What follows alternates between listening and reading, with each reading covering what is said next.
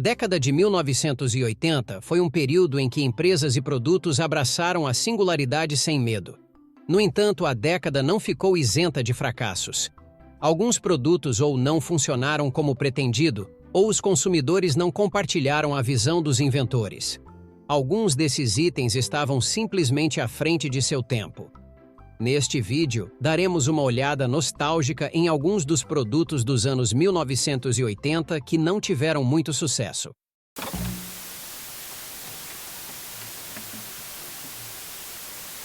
Um exemplo marcante são as portas Goldwyn, que tinham uma aparência incrivelmente legal. Muitas pessoas acreditavam que os carros do futuro teriam portas assim, provavelmente influenciadas pelo DeLorean e pelo filme De Volta para o Futuro. No entanto, mesmo hoje em dia, a maioria dos carros abre suas portas para fora em vez de para cima. Embora essas portas fossem fascinantes de se sonhar, a realidade trazia o risco de ficar preso dentro do carro em caso de capotamento. Muito antes da invenção dos AirPods, motociclistas tinham uma alternativa para ouvir música enquanto andavam. Eles podiam simplesmente colocar um colete de alto-falante, que não apenas os fazia parecer legais, mas também permitia que ouvissem suas músicas favoritas. Esse colete era essencialmente uma jaqueta com mangas removíveis, para que os motociclistas pudessem obter aquele visual autêntico de motoqueiro. Conectar um aparelho de som portátil a esse colete sonoro significava que eles estavam prontos para a estrada. Durante os anos 80, os Transformers se tornaram imensamente populares, inspirando alguém a tentar uma versão de veículo da vida real. No entanto, ao contrário dos icônicos robôs, esse veículo não se transformaria. Foi uma ideia da Ital Designs, com o objetivo de criar um veículo versátil que agradasse a um amplo público. Esse carro poderia mudar de uma van para transportar itens volumosos um dia para um elegante carro esportivo no dia seguinte. Infelizmente, esse conceito nunca ganhou popularidade generalizada, mas talvez um dia alguém possa tentar novamente. O tapete elétrico, originário da Alemanha no início dos anos 80, representou uma alternativa luxuosa e cara ao ato tradicional de limpar os pés em um tapete comum. Este tapete inovador incorporava uma tecnologia anti-tropeço, com correias habilmente enroladas em polias separadas e montadas em tambores de rotação oposta em cada lado do tapete. No entanto, ao longo dos anos, as pessoas chegaram ao consenso de que a versão mais simples e de baixa tecnologia é perfeitamente suficiente. A sauna vibratória, uma invenção bastante excêntrica da Vibration International, combinava um sistema de entretenimento doméstico com um condicionador de ar e uma cadeira de massagem, tudo encapsulado dentro de uma cápsula pessoal. Seu principal objetivo era manter a cabeça fresca enquanto o resto do corpo se aquecia, em um calor seco de 76 graus Celsius. Esta sauna única vinha com um preço de $5.000 da época, que incluía recursos como um sistema de som embutido, um vibrador ajustável e até mesmo um ventilador para o rosto. Se você está procurando algo para ocupar espaço em sua casa, então esta sauna vibratória pessoal poderia ser a escolha para você. O Ultacard, também conhecido como o cartão tudo em um, era da Smart Card International.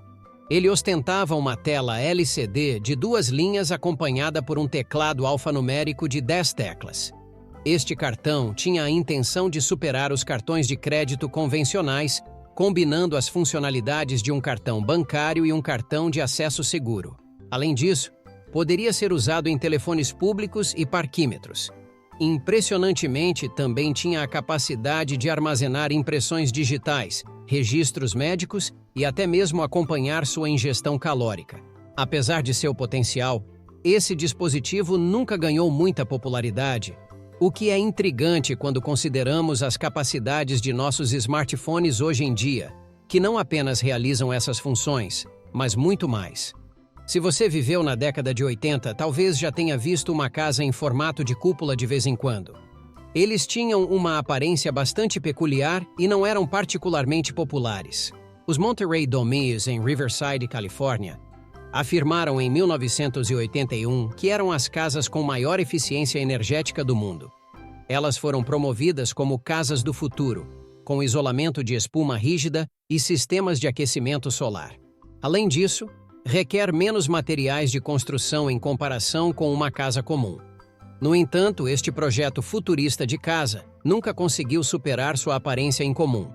O Private Eye da Reflection Technology era um monitor de vídeo embutido em um minúsculo tecido de 1 polegada.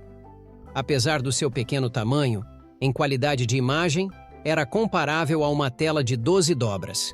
Muitos usuários afirmam que este dispositivo os deixa enjoados, e não vale a pena a dor ou o custo. Pode ser chamado de produto semelhante chamado Google Glass, lançado em 2014, e ambos os itens acabaram fracassando. Quando o Atari surgiu no jantar na década de 1970, tornou-se algo que todas as crianças desejavam. No início dos anos 80, ela conquistou o mundo. A Atari decidiu capitalizar esse sucesso oferecendo o CX-77 Touch Tablet. Pode parecer muito legal, mas na realidade você só conseguia criar formulários bem básicos com ele, e não era fácil salvar ou compartilhar suas criações com outras pessoas. Como resultado, este dispositivo não possui grandes bandagens e desaparece silenciosamente. Em 1982, a Kodak lançou o filme em disco e uma série de câmeras de disco, incluindo a Kodak Disc 4000. Cada disco de filme continha 15 negativos, tornando muito mais conveniente o transporte da câmera em comparação com as câmeras tradicionais. Porém, o pequeno tamanho dos negativos resultou não apenas em maior qualidade, mas em uma qualidade extremamente baixa nas fotos. Em 1988, pararam de produzir câmeras, mas continuaram fazendo filmes até 1999. O Fisher-Price PACL 2000 foi fabricado nos anos de 1987 e 1988. Nesse período, a revolução do vídeo doméstico estava em pleno andamento. No entanto, a Fisher-Price queria oferecer algo único para as crianças.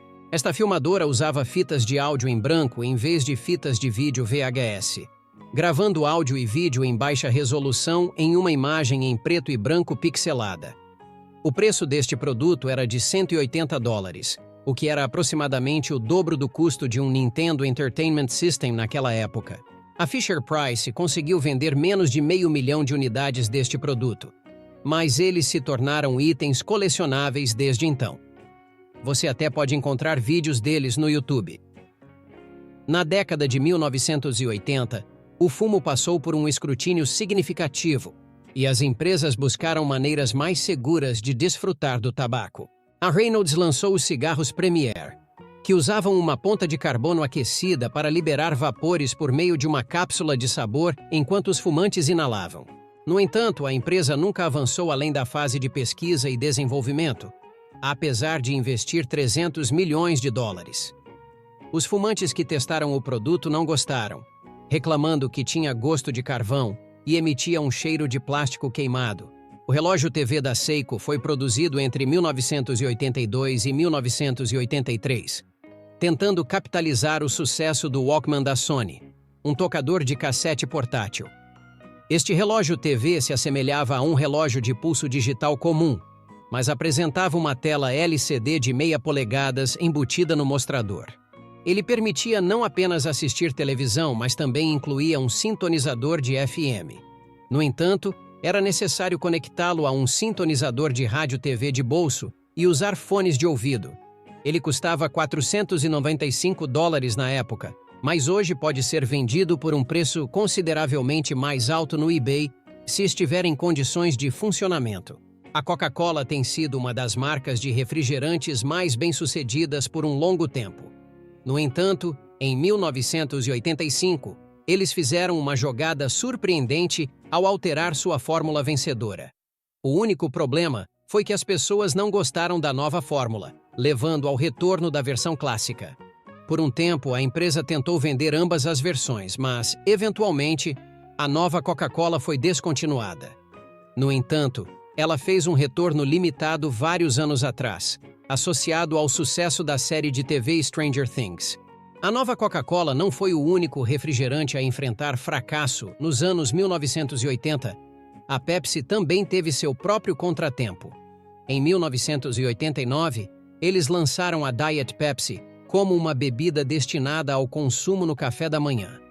Desnecessário dizer que o público não a abraçou, tornando-a um dos maiores fracassos da Pepsi.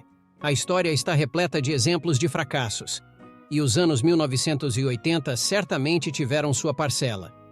Independentemente dos motivos de seus fracassos, sempre é intrigante olhar para trás e lembrar deles.